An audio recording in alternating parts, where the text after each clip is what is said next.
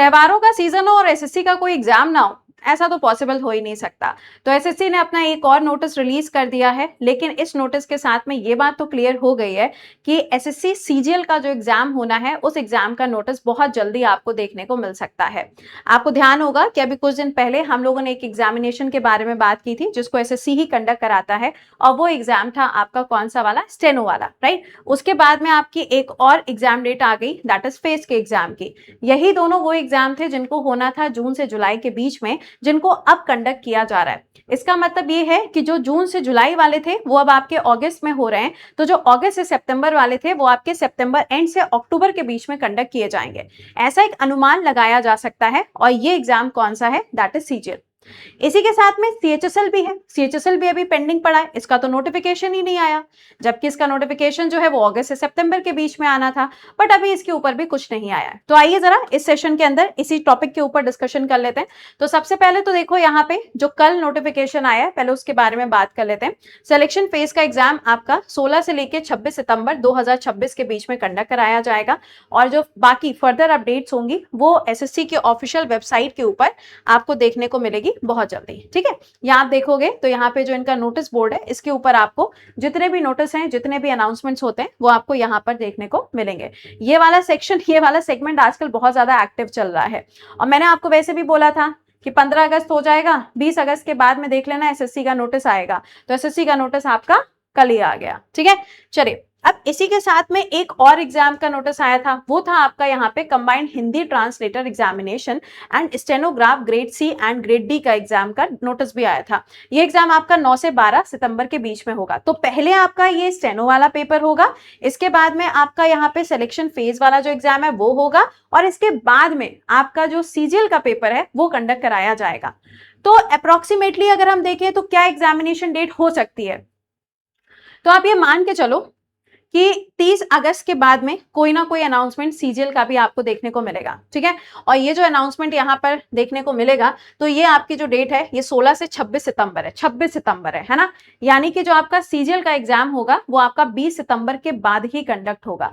But हाँ, notice जो है वो आपका कम से कम 20-25 दिन पहले ही आता है।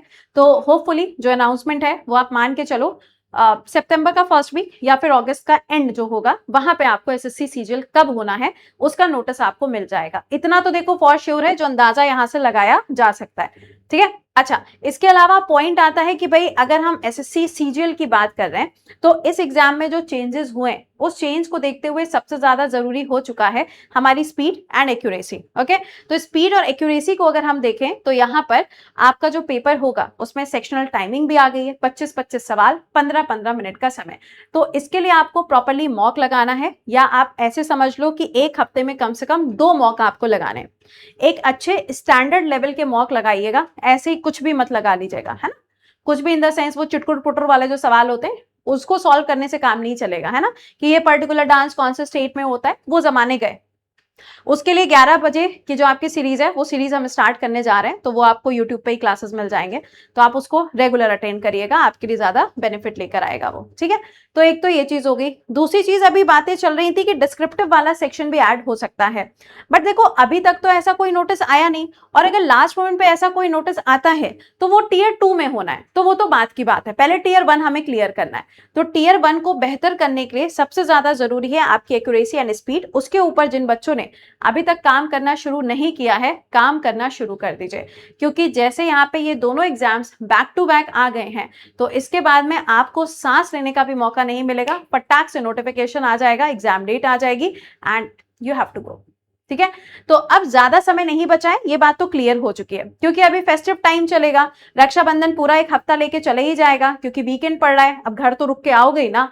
उसके बाद में जब आप वापस आओगे तो आपको झटका ना लगे, तो आप मेंटली प्रिपेयर रहिएगा कि एग्जामिनेशन डेट अनाउंस हो जाएगी by the end of the August और बाय द सितंबर के फर्स्ट वीक के अंदर। ऑलराइट, अच्छा, सेकेंडली अगर आप देखो सीजीएल हो गया, अब बात आती है सीएचएसएल की। सीएचएसएल का नोटिफिकेशन भी इसी दौर में आना था, बट अगस्त खत्म हो गया, तो आप ये भी मान के चलो कि सीएचएसएल का जो नोटिफिकेशन है वो भी अप्रोक्सीमेटली 1 से लेकर 10 सितंबर के बीच में कभी भी उसके भी चांसेस हैं कि वो भी नोटिफिकेशन आ सकता है।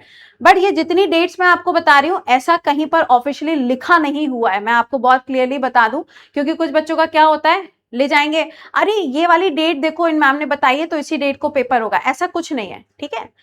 हाँ, वो एक कोइंसिडेंस है कि मैंने बोला था कि 20 के बाद में कुछ आ जाएगा तो 21 को आ गया। इससे पहले मैंने आपका ये वाला जो एग्जाम डेट आई थी, ये स्टेनोग्राफर वाली, उस दिन में मैंने बोला था कि कल पेपर की डेट आ जाएगी तो नेक्स्ट डे वो आ गया था, वो जस्ट अ कोइंसिडेंस, ठीक है।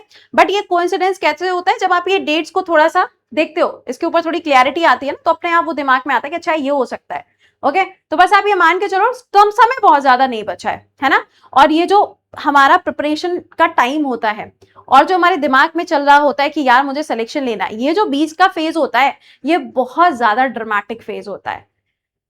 अप डाउन बहुत सारी चीजें दिमाग में चलती हैं, छोड़ दें क्या? अच्छा चलो एक बार और सही, एक बार और करके देख लेते हैं, अगली बार देखा जाएगा। तो इस फेज में आपको मेंटली और फिजिकली दोनों तरीके से स्ट्रांग रहना है, ताकि जब आपके एग्जाम का अनाउंसमेंट हो तो आप ऐसे हड़बड़ाओ नहीं, आपको पता हो कि हाँ भाई पेपर तो अब देना है। तो अपने जो वीक पॉइंट्स हैं उनके ऊपर काम करना स्टार्ट कर दीजिए। अगर वो वीक पॉइंट्स के ऊपर काम कर लोगे अभी, तो अभी टाइम है, ये मान के चलो 20-25 दिन का समय तुम्हारे पास में अभी भी है।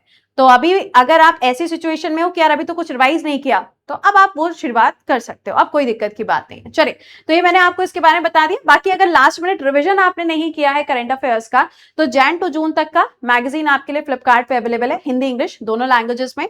और आपकी जो ज्योग्राफी की लास्ट मिनट रिवीजन के जो नोट्स हैं, वो नोट्स भी आपके लिए अवेलेबल हैं, ये भी आपको फ्लिपकार्ट पे मिल जाएगा। This is also handwritten. तो अगर आप चाहते हो लास्ट मिनट रिवीजन के लिए तो आप इसके साथ में भी जा सकते हो। ये पूरा का पूरा 40 पेजेस में कंपाइल्ड आपकी ज्योग्राफी है, इससे बाहर कुछ नहीं, ठीक है, वैसा वाला है। तो आप इसको एक बार चेकआउट कर सकते हो, ये आपको फ्लिपकार्ट पे मिल जाएगा। तो आई होप कि आपको ये चीजें समझ में आ गई होंगी। बाकी 7 बजे और 11 बजे के क्लास को रेगुलर करते रहिए, कोई टेंशन की बात नहीं है। GK GS and current affairs something आता है तो आता है, नहीं आता है तो नहीं आता है ना। रेलवे में आप देख रहे हो कि अभी 6 महीने का ही करंट अफेयर्स आया है, तो पॉसिबिलिटीज ये भी है कि 6 से 7 महीने या 1 साल का ही करंट अफेयर्स आए, है ना।